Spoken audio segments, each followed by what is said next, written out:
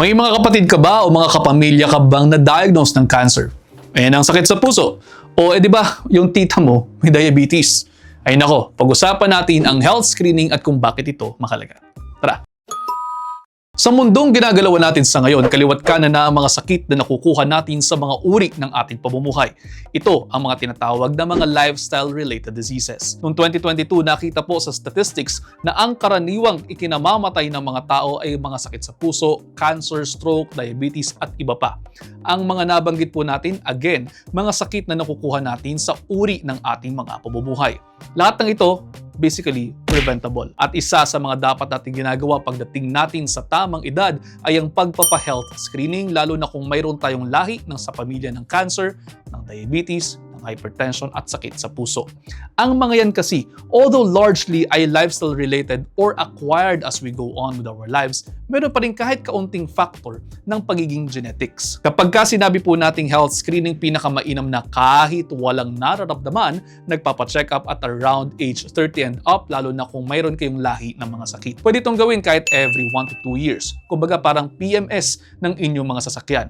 Kayo, meron kayong PMS ng mga sasakyan ninyo, dapat kayo rin bilang tao na papangalagaan ng kaisa-isang sasakyan nating hindi kailanman mapapalitan ang ating mga katawan. Pagdating sa health screening, unang ginagawa po dito ay ang health profiling. Dito inaalam ang inyong mga general data, pangalan, edad, tirahan, contact number, height, weight, at kung ano-ano pa mga detalye sa inyo.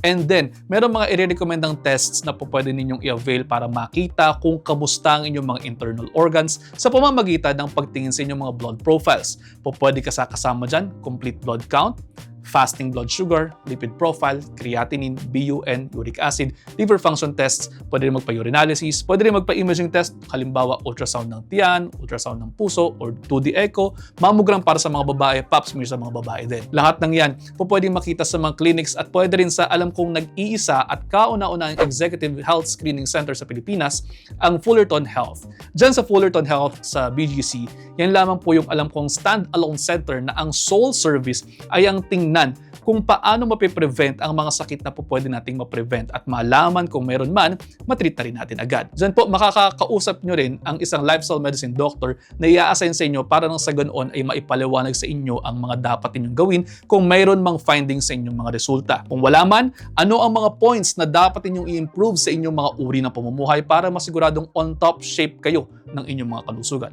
O diba, lagi natin sinasabi, prevention is better than cure. Hindi rin tayo dapat matakot na malaman natin ang ating mga sakit kung mayroon man dahil hindi ba't ang best way para manalo tayo laban sa mga kalaban natin ay ang malaman muna natin kung sino at ano ang kalaban. Para malaman din po natin ang kahinaan nila at nang mapuntirya natin ng tama.